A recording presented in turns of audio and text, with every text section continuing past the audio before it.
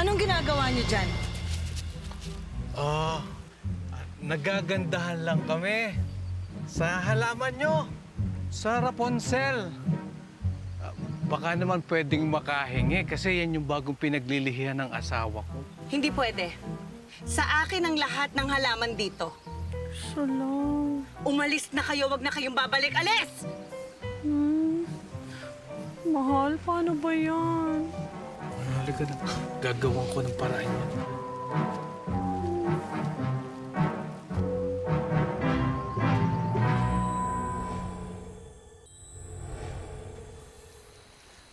Diyos ko.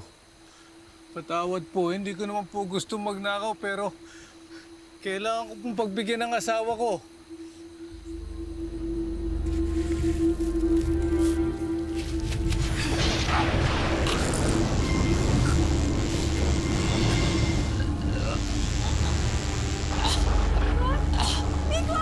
Ano nangyayari sa'yo? Pinagnakawan niya ako.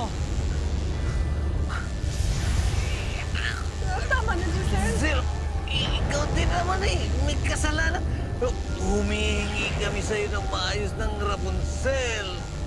Pero ang sungit-sungit mo, ang damot pa!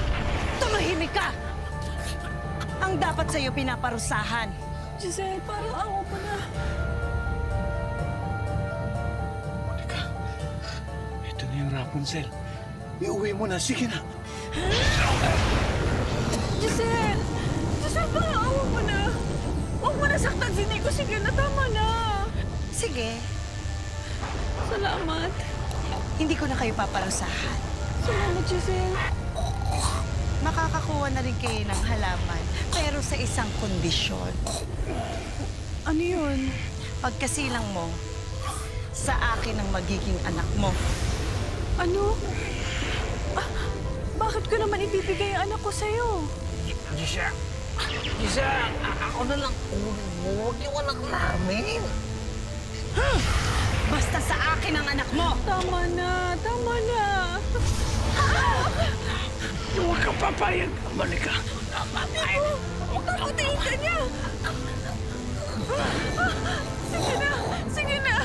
Tama na, huwag mo lang siya saktan. Tama na. Papayag na ako.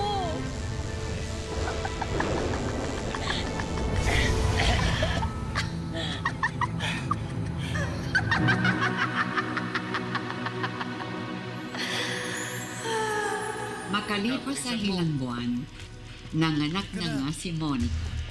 Saan kayo pupunta? Giselle? Dadalhin namin sa doktor yung bata para ma-check up. Hindi doktor ang nagpaanak sa asawa mo. Huwag mo akong pinaglolo. Tatakas yung bata. Giselle, parang awa mo na. Huwag mo na kunin ang bata. Huwag mo na kunin si Rapunzel sa amin.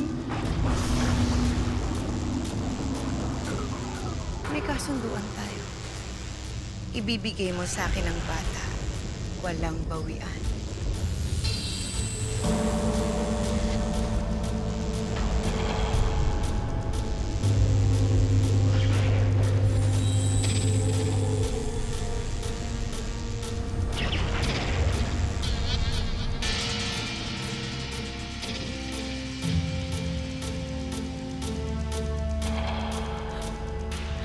Rapunzel! Nilo! Si Rapunzel! Nagtagumpay nga si Giselle na kunin ang sanggol. Dinala niya ito sa isang mataas na tore sa gitna ng gubat.